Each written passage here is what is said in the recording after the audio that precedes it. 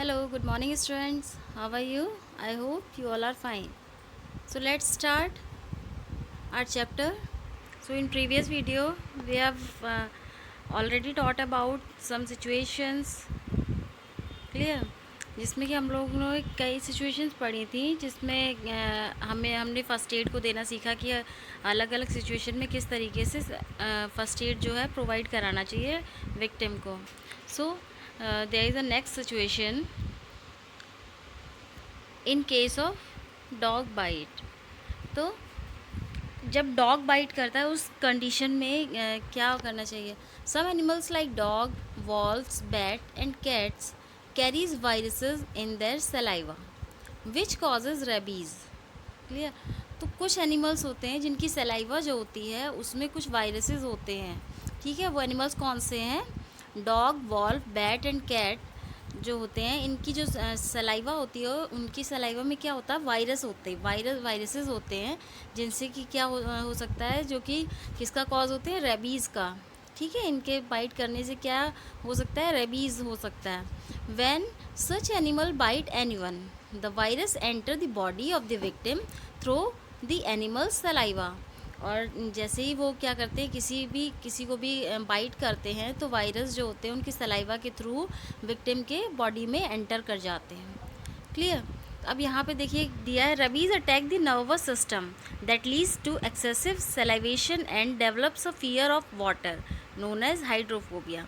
जब रेबीज़ जो होता है ना, मान लीजिए जो वायरस वो होता है तो उससे क्या होता है, वो हमारी नर्वस सिस्टम पर अटैक करता है. ठीक है. जिससे क्या होता है कि एक फियर डेवलप होता है वाटर से, पानी को देख के, जिसको क्या बोला जाता है? हाइड्रोफोबिया बोला जाता है. क्या बोला जाता है? हाइड्रोफोबिया. मीन्स पानी को देखकर डर लगता है जिसमें. तो ऐसी उसे क्या कहा जाता है? हाइड्रोफोबिया. वो रेबीज़ की कंडीशन में होता है जब रेबीज़ हो जाता है. So come to the next slide.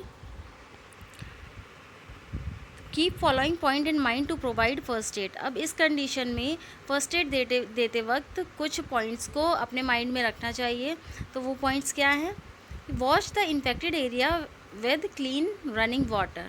ऐसी कंडीशन में उस एरिया को, मतलब जो इन्फेक्टेड एरिया है जहाँ पे डॉग ने बाइट किया है, उस एरिया को रनिंग वाटर में क्या करना चाहिए? क्लीन करना चाहिए. क्लियर. अच्छी तरीके से उसको क्लीन करना चाहिए. Next, apply an antiseptic and bandage it with sterile gauze. फिर उसके बाद आफ्टर वॉशिंग उसके ऊपर क्या है? अप्लाई एंटीसेप्टिक एंड बैंडेज और एंटीसेप्टिक जो है उस पर अप्लाई करनी है. Next, took the victim to the doctor immediately. और विक्टिम को इमीडिएटली क्या? डॉक्टर के पास ले जाना चाहिए. Clear. Next condition in case of insect bite की कंडीशन में क्या करना है? रिमूव दी sting as early as possible. इस कंडीशन में क्या करना है कि जब कोई इंसेक्ट बाइट कर लेता है तो उस कंडीशन में क्या है, जो स्टिंग होता है उसका जो काटा हुआ जो होता है, स्टिंग जो अंदर रह जाता है, उसको जितना जल्दी हो सके उसको क्या करना चाहिए? रिमूव करना चाहिए. Next, wash the area with soap and water. अब स्टिंग को आफ्टर रिमूविंग स्टिंग आपको क्या करना है कि उस एरिया को सोप या वाटर से क्या करना है? क्लीन करना है, वॉश करना है. Next, put ice to reduce swelling and pain. अब जब वॉश करने के बाद उसको क्या करना है कि आइस से रब करना है, उसी जगह पर आइस रखनी है जिससे कि स्वेलिंग या फिर स्वेलिंग ना आए या फिर पेन ना हो. Next, apply a cold cream और अ पेस्ट ऑफ बेकिंग सोडा. और इसके बाद आप लोग कोल्ड क्रीम को भी अप्लाई कर सकते हैं या फिर बेकिंग सोडा का पेस्ट को भी अप्लाई कर सकते हैं. Next situation in case of closed fracture की कंडीशन में, in this type of fracture only bone is broken. जो क्लोज्ड फ्रैक्चर होता है उसमें आपकी क्या होती है? आपकी बोन जो होती है वो ब्रोक हो जाती है. ठीक है. There is no bleeding as skin remain safe and uninjured. तो उसमें क्या होती है? आपकी बोन जो होती है वो ब्रेक हो जाती है, बट आपकी स्किन पे कोई ब्लीडिंग वगैरह नहीं आती है. ठीक है. या फिर किसी तरीके की इंजरी नहीं होती है.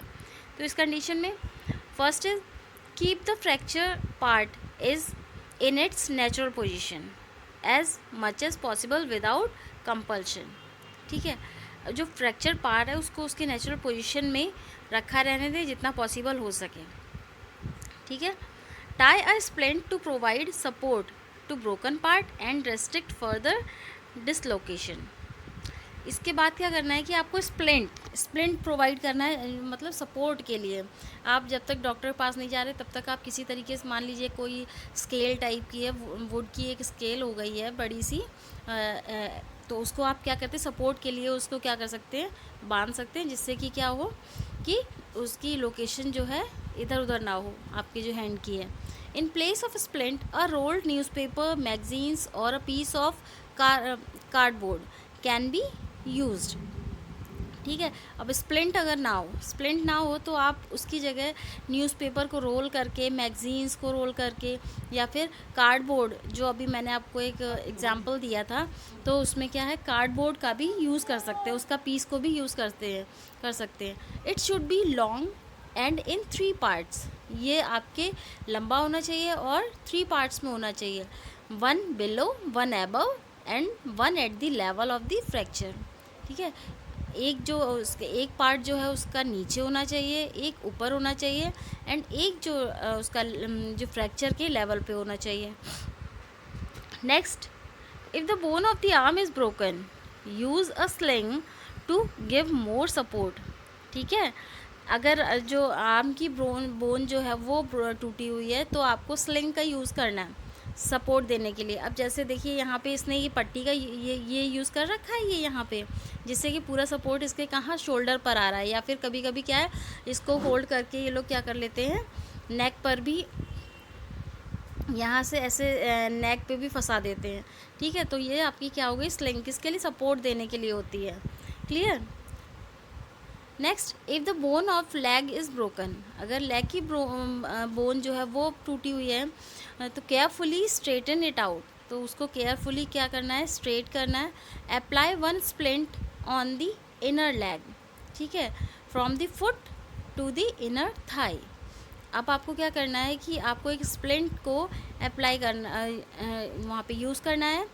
इनर लेग मीन्स जो आपके लेग के नीचे वाला हिस्सा है वहाँ पे, ठीक है, from the foot to the inner thigh, ठीक, and the other on the outside from the foot to the armpit. तो ये आपको करना है। नेक्स्ट,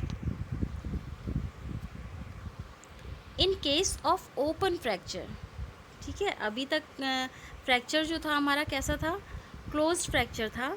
नेक्स्ट, ओपन फ्रैक्चर में क्या करना है, open fractures are move severe fracture, जो ओपन फ्रैक्चर्स होते हैं वो ज़्यादा सीवियर होते हैं, मीन्स ज़्यादा वैसे होते हैं जैसा ऊपर हुआ था उससे ज़्यादा सीवियर होते हैं।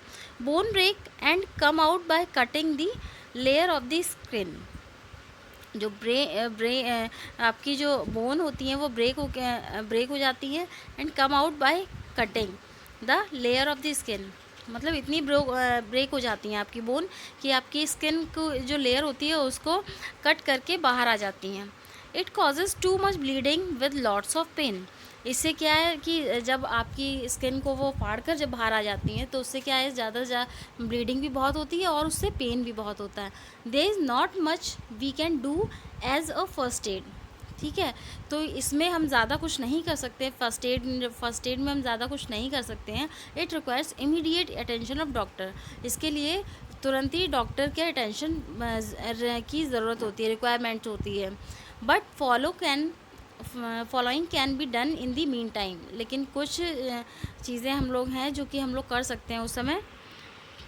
Place a pad of clean cloth over the wound and apply pressure to control bleeding, ठीक है, हम लोग क्या कर सकते हैं कि जो हमारा वुंड है, चोट लगी है, वहाँ पे हम लोग एक क्लीन कॉटन पैड को यूज़ कर सकते हैं और थोड़ा सा प्रेशर को अप्लाई कर सकते हैं ब्लीडिंग को कंट्रोल करने के लिए।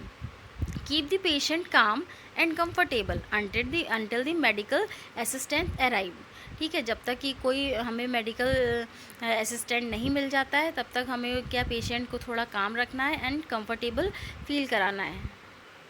Next, in case of sprains, ठीक है, और जब स्प्रेन का केस होता है, मीन्स मोच वगैरह आ जाती है, तब when the tissues around the joints are stretched और get torn without dislocation then it is called the sprain.